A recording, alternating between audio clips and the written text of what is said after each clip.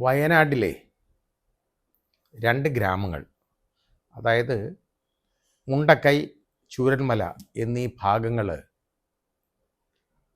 അപ്പാടെ തകർന്ന് നൂറുകണക്കിന് ആളുകൾ മരണപ്പെട്ടിട്ട് ഇന്നിപ്പോൾ ഒരു വർഷം തികയാണ്. കഴിഞ്ഞ ജൂലൈ 2024 ജൂലൈ 30 സംഭവമാണ്. അതിഭീകരമായ ഉരുൾപൊട്ടൽ ഉണ്ടായി. ഇതുവരെ കേരളമോ അല്ലെങ്കിൽ നമ്മുടെ സൗത്ത് ഇന്ത്യ പോലും കണ്ടിട്ടില്ലാത്ത വിധത്തിലുള്ള അതിഭീകരമായ ഉരുൾപൊട്ടലാണ് ഉണ്ടായത്. ആ ഉരുൾപൊട്ടലിൽ ഒരുപാട് ആളുകളും അവരുടെ സ്വപ്നങ്ങളും ഒലിച്ചുപോയി. കന്നുകാലികളെല്ലാം ഒലിച്ചുപോയി, വളർത്ത മൃഗങ്ങളെല്ലാം ഒലിച്ചുപോയി, വീടുകൾ അപ്പാടെ ഒലിച്ചുപോയി. മുഴുവനായിട്ട് മാറേണ്ട ഓരോ വീട്ടിലും മുഴുവനായിട്ട് മണ്ണിനടിയിൽ പോയ കുടുംബങ്ങൾ ധാരാളമുണ്ട്. ഒരുപാട് പേരുടെ മൃതശരീരം കണ്ടെടുക്കാൻ പറ്റിയിട്ടില്ല. പലരുടെയും മൃതശരീരങ്ങൾ കണ്ടെടുത്തതായിട്ട് ഛിന്ന ഭിന്നമായതാണ്. അത് ഇത്രത്തോളം മതവൈരവും ഒക്കെ നിലവിലിരിക്കുന്നെങ്കിൽ പോലും അതിനകത്ത് ആശാസ്യമായിട്ടുള്ള ഒരു കാര്യം നമ്മൾ അവസാനം കണ്ടത്, എല്ലാവരുടെയും കൂടെ ശവസംസ്കാരം, അതായത് ഇവരെ സംസ്കരിക്കുന്ന, ഇവരുടെ ഭൗതിക ദേഹങ്ങൾ സംസ്കരിക്കുന്ന ഒരു ചടങ്ങ് ഒന്നിച്ച് നടന്നു എന്നുള്ളതാണ്. അവിടെ ഹിന്ദു, മുസ്ലിം, ക്രിസ്ത്യൻ ഇതൊന്നും വ്യത്യാസമില്ല. എല്ലാ മത നേതാക്കളും ഒക്കെ പങ്കെടുത്ത്, എല്ലാ മത ആചാര്യന്മാരും ഒക്കെ പങ്കെടുത്ത് അവർ ഒന്നിച്ചു ചേർന്ന് നടത്തിയ ഒരു സംസ്കാരമാണ് നമ്മൾ കണ്ടത്. അതൊരു വലിയ കാഴ്ചയായിരുന്നു കേട്ടോ. അപ്പോൾ ആളുകൾക്ക് ഒന്നിക്കാൻ അറിയാവുന്നത് എവിടാണ്? ഇൻറ്റൻസീവ് കെയർ യൂണിറ്റിലോ അല്ലെന്നുണ്ടെങ്കിൽ ഇതേപോലെ ശവസംസ്കാരത്തിനോ ഒക്കെ ആയിരിക്കണം. അത് തിരിച്ചറിയാൻ പാടില്ല. അവർ ആ രീതിയിലായിരിക്കണം. അറിഞ്ഞു കഴിഞ്ഞാൽ പ്രശ്നമാണ്. തിരിച്ചറിഞ്ഞാൽ പിന്നെ അവരുടെ മതത്തിലേ കൊണ്ടുപോകാൻ നോക്കുള്ളൂ. ഇത് തിരിച്ചറിഞ്ഞിട്ടില്ല എന്നുണ്ടെങ്കിൽ എല്ലാവർക്കും എല്ലായിടും ഒന്നിച്ചാകാം. അപ്പോൾ അവിടെ ഒന്നിക്കാൻ പറ്റുമല്ലോ. അതാണ് നമ്മൾ മനസ്സിലാക്കേണ്ടത്.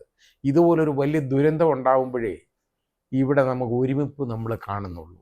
അതാണ് ഏറ്റവും വലിയ പ്രശ്നം. അപ്പോൾ ഈ ദുരന്തം ഉണ്ടായിട്ട് ഒരുപാട് ഈ വീടുകളൊക്കെ ഒലിച്ചു പോയി. ഞാൻ പറഞ്ഞില്ലേ, ഇത് മാത്രമല്ല അവിടെ ഉണ്ടായ നഷ്ടം. ഒരുപാട് വ്യാപാര സ്ഥാപനങ്ങൾ, കച്ചവട സ്ഥാപനങ്ങൾ, കടകൾ, അതെല്ലാം ഒക്കെ വലിയ പണക്കാരുടെ ഒന്നുമല്ല, ഒരു ഇടത്തരക്കാരുടേതും പാവങ്ങളതുമാണ്. അത് മുഴുവനും ഒന്നായിട്ട് ഒലിച്ചുപോയി, മുഴുവൻ നഷ്ടപ്പെട്ടു. വഴി മുഴുവൻ പോയി, റോഡില്ലാതായി. അവിടെ ഒരു ബെയിലി പാലം പണിയേണ്ടതായിട്ട് വന്നു അപ്പുറത്തൊന്ന് കടക്കാൻ. എന്തിന്? രക്ഷാപ്രവർത്തനത്തിന് വേണ്ടി അതുപോലും ചെയ്യേണ്ടതായിട്ട് വന്നു. ആ പാലമാണ് ഇന്ന് ആളുകൾ ഉപയോഗിക്കുന്ന പാലം അവിടെ. ഇത് മാത്രമല്ല ഉണ്ടായത്, കൃഷിയിടങ്ങൾ, നല്ല കൃഷിയിടങ്ങൾ ഉണ്ടായിരുന്നു, കാപ്പിത്തോട്ടങ്ങളുണ്ടായിരുന്നു, അതുപോലുള്ള ഒരുപാട് കൃഷി, അവക്കാഡോ ഒക്കെ ധാരാളം കൃഷി ചെയ്യുന്ന ആളുകളാണ്. ആ കൃഷിയിടങ്ങൾ ഒന്നായിട്ട് ഒലിച്ചുപോയി. ഒരു പെൺകുട്ടി പറയുന്നത് നമ്മൾ കേട്ട്, 11 ഏക്കർ വസ്തു ഉണ്ടായിരുന്നു, ആ 11 ഏക്കറിലും കൃഷിയായിരുന്നു. ഒന്നുമില്ല ഇപ്പോൾ, അങ്ങനൊന്നുമില്ല. ഞങ്ങൾക്ക് ഇതാരെങ്കിലും തിരിച്ചു തരുമോ? ഇതിനാരെങ്കിലും ദുരിതാശ്വാസം നടത്തുമോ? അപ്പോൾ ആ കുട്ടിക്ക് ജോലി ഉള്ളതുകൊണ്ട് അതും കിട്ടുകയില്ല. അപ്പോൾ പ്രകൃതി ദുരന്തം എന്ന് പറഞ്ഞാൽ ദുരന്തം എല്ലാവർക്കും ഒരുപോലാണ്. അവിടെ തൊഴിലുള്ളവരോ തൊഴിലില്ലാത്തവരോ എന്നുള്ള വ്യത്യാസമൊന്നുമില്ല. പക്ഷേ അവരുടെ ക്ഷേമത്തിന് എന്തു ചെയ്യും? ഈ കടകൾ നഷ്ടപ്പെട്ട ആളുകളുടെ ക്ഷേമത്തിന് എന്തു ചെയ്യും? അതൊന്നുമില്ല. ഇപ്പോൾ കിടക്കാടമെങ്കിലും നഷ്ടപ്പെട്ട ആളുകൾക്ക് കിടക്കാടമെങ്കിലും തിരിച്ചു കൊടുക്കാൻ വേണ്ടി ഉള്ള പ്രവർത്തനങ്ങളാണ് നടക്കുന്നത്. ഏതാണ്ട് നമ്മുടെ മുഖ്യമന്ത്രിയുടെ ദുരിതാശ്വാസ നിധിയിലേക്ക് എല്ലാവരും കൂടെ പിരിച്ചു കൂട്ടി കൊടുത്ത പണം, അതായത് കൂടുതലും സർക്കാർ ഉദ്യോഗസ്ഥരും അതുപോലെ തന്നെ സംഭാവനകളുമായിട്ട് കിട്ടിയ പണം എന്ന് പറയുന്നത് 722 ചില്ലുവാനം കോടി രൂപയുടെ സഹായം കിട്ടിയിട്ടുണ്ട്. ഇത് കിട്ടിയതാണ്. അതിൽ നിന്ന് കുറച്ചൊക്കെ ആളുകൾക്ക് വാടകയ്ക്കും ഒക്കെ, മാസ വാടകയ്ക്കൊക്കെ ചിലർക്ക് കെട്ടിടം എടുത്ത് കൊടുത്തിട്ടുണ്ട്.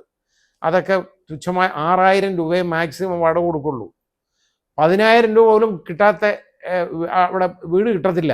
കാര്യം അവിടെ വീടുകൾ കുറവാണ്, ഉള്ളതിന് വലിയ മാർക്കറ്റ്. കാരണം ആളുകളുണ്ടല്ലോ, ഈ കാറ്റുള്ളപ്പോഴേ തൂറ്റാൻ പറ്റുമെന്ന് നമ്മൾ പറയുന്നത് കേട്ടിട്ടില്ലേ എന്ന് പറയുന്നത് പോലെ ഇപ്പോൾ ഒരവസ്ഥ വന്നു കഴിഞ്ഞപ്പോൾ ആളുകൾക്ക് ഈ വലിയ കരുണയൊന്നുമില്ല. ആ കാണുമ്പോഴുള്ള കാരുണ്യവും ആർദ്രതയൊക്കെ ഉള്ളൂ. അത് കഴിഞ്ഞ് അതൊക്കെ അങ്ങ് നഷ്ടപ്പെട്ടും. ഈ പാവങ്ങൾക്ക് താമസിക്കാൻ 10000 രൂപ കുറഞ്ഞ് വീടില്ല. ഒരാൾ താമസിച്ചിട്ട് അയാൾ പറയുകയാണ് അയാൾക്ക് കുഞ്ഞുങ്ങളെ പഠിപ്പിക്കാൻ മാർഗ്ഗമില്ല. അയാളുടെ ഭാര്യ ഇതിൽ പോയി മരിച്ചുപോയി, അച്ഛനും അമ്മയൊക്കെ മരിച്ചുപോയി, കുട്ടികൾ രണ്ട് കുട്ടികളും മരിച്ചുപോയി, ഇയാളും ഒരു കുട്ടിയും മാത്രം അവശേഷിക്കുന്നു. ആ കുഞ്ഞിനെ പഠിപ്പിക്കണമെങ്കിൽ അതിന് മാർഗ്ഗമില്ല. കാരണം 10,000 രൂപ വീടിന് വാടക. അപ്പോൾ 6,000 രൂപയെ സർക്കാർ തരുള്ളൂ. ബാക്കി ഈ 4,000 രൂപ എവിടെ നിന്നുണ്ടാക്കും? അയാളെ കൊണ്ട് മാർഗ്ഗമില്ല. അപ്പോൾ അയാൾ അതിന് പറ്റിയ ഒരു ചെറിയ വീട്ടിലോട്ട്, എന്ന് വെച്ചാൽ ചെറിയ വീടെന്ന് പറഞ്ഞാൽ അത്ര പ്രാരബ്ധത്തിൽ കഴിയാനേ ഒക്കുള്ളൂ, അങ്ങനെയുള്ള ഒരു വീട്ടിലേക്ക് അയാൾ മാറാനായിട്ട് ശ്രമിക്കുക. അത് കിട്ടുന്നില്ല. ഇതാണ് അയാളുടെ പ്രശ്നം. ഇതുപോലെ കഷ്ടപ്പെടുന്ന ധാരാളം ആളുകളുണ്ട്. അപ്പോൾ ഞാൻ പറഞ്ഞ മുഖ്യമന്ത്രിയുടെ ദുരിതാശ്വാസ നിധിയിൽ ഇത്രയും രൂപ കിട്ടി, ഇത്രയായല്ലോ. ഇനി അന്ന് 2024 ഓഗസ്റ്റ് 10-നാണ് നമ്മുടെ ഇന്ത്യൻ പ്രധാനമന്ത്രി ഇവിടെ വന്നത്.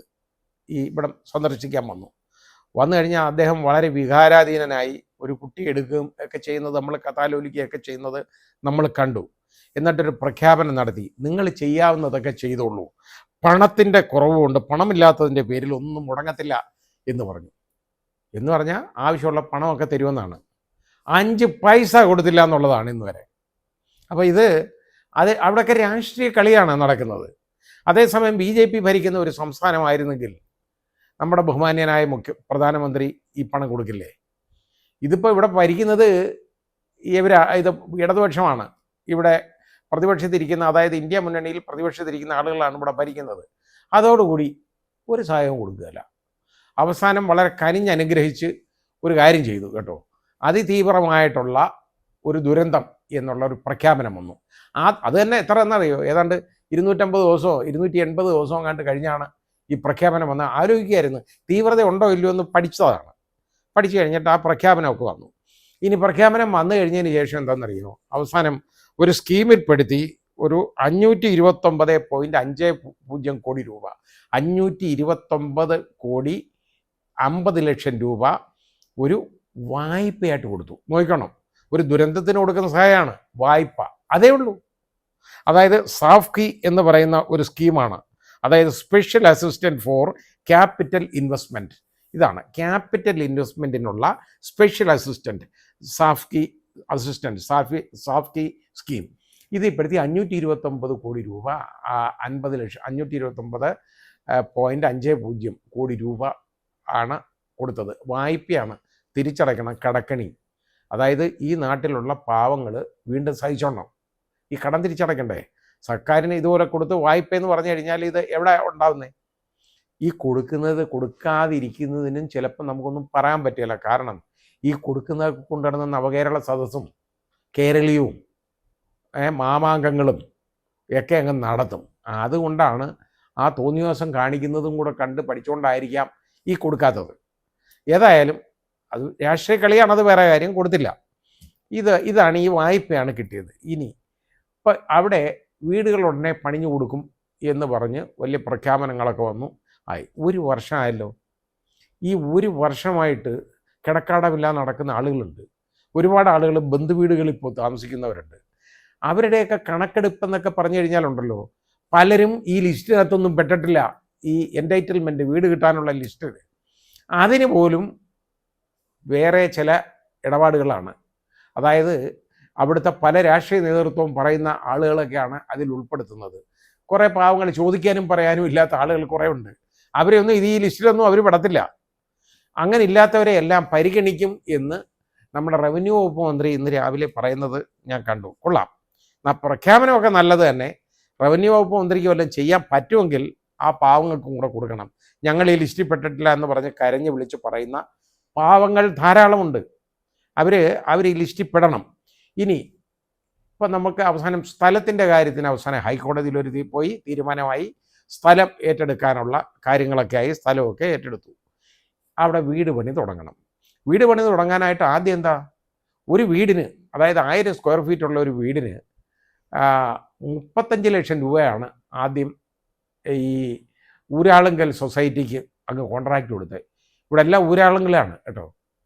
ഇനിയിപ്പോൾ എനിക്ക് തോന്നുന്ന ഈ ആരോഗ്യ മേഖല ഞാൻ പറയുന്നില്ലേ, അവിടെ ഇനി സർജറി മൊത്തമായിട്ട്, അതായത് ഈ ഓപ്പറേഷനുകളൊക്കെ ഇല്ലേ, അതെല്ലാം ഇനി ഊരാളുങ്കലിന് കൊടുക്കുമെന്ന് എനിക്കൊരു സംശയമുണ്ട്.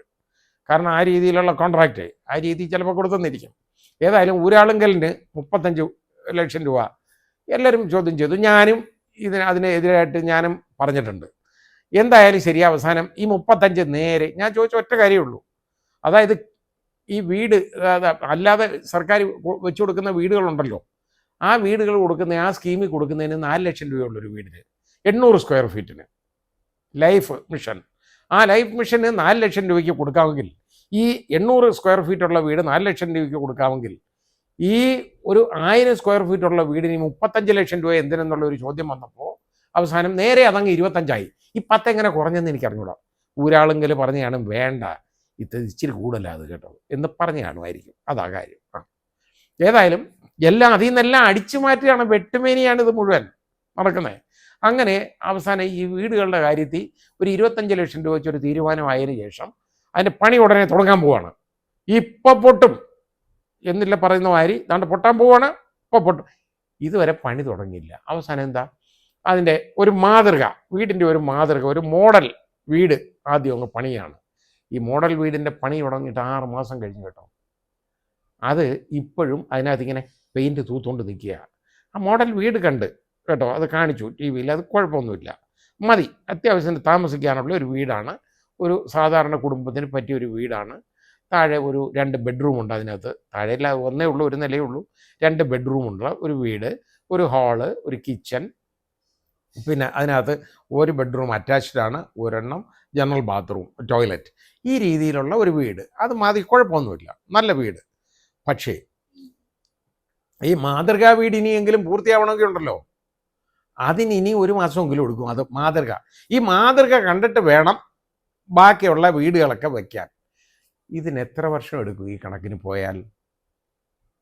അപ്പോൾ ഇത് ഇങ്ങനെ വർഷങ്ങൾ കഴിഞ്ഞാൽ ഈ പാവങ്ങൾ പാണ്ടക്കെട്ടുമായിട്ട് അലഞ്ഞു നടക്കേണ്ട ഒരു ഗതികേടല്ലേ ഉണ്ടാകുന്നത്.